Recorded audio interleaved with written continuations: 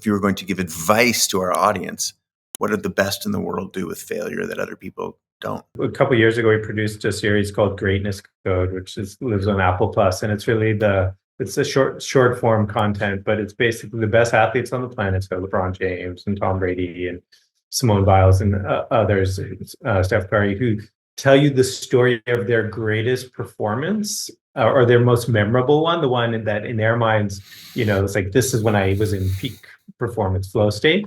But one of the things I noticed is every time they started to tell that story, they would say, before I tell you that story, let me tell you about the time I fell flat on my face when everybody was watching and I just didn't have it. I missed the game-winning shot. I missed, Kobe Bryant talks about, the 4 air balls he shot in a playoff game in his rookie year and how formative it was.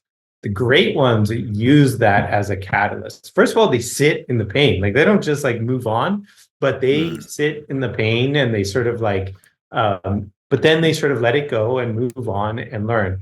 I remember once, being with Kobe and I was watching a basketball game. I'm not going to name names, but we were watching a game and this guy shot 0 for 9 in the first half. And then in the second half, his second half, at the end of the game, his stat line read 0 for 9, meaning he didn't take a shot in the second half. And Kobe said to me, he goes, bro, I would go 0 for 49 before I stopped shooting. That guy psyched himself out. And, Kobe used to always say, is the greatest competitor is myself. And I'm not going to lose to myself. And so it's just that ability to sort of sit in the pain, observe, but then learn from it and move on. And there's actually a mechanics to that. And so I always just found that really fascinating, that ability. Michael Strahan talks about this a lot. He's I got to a point in my career that physically, I knew what I had to do. It was sort of mentally, could I, deal with failure? Could I sort of pick myself up?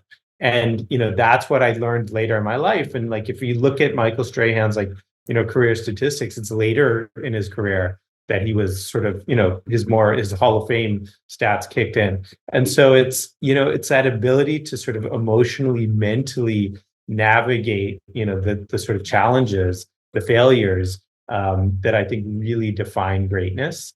Shaun White, was sort of an Olympian, and he talks about this, during the Olympic trials, it's in that Greatness Code series, he talks about just going out and completely messing up everything. And he's like, what I found? I got back up for the second. He's like, it was do or die. And I just was F it, letting go, let go of okay, that was bad. What did I do wrong? But now let me just let go of it. Let me be reborn. And, and then he has this incredible performance and he obviously qualifies for the Olympics and goes on to win a gold medal. But it's actually that moment of failure that becomes the catalyst for greatness. And I think that's what the great ones do.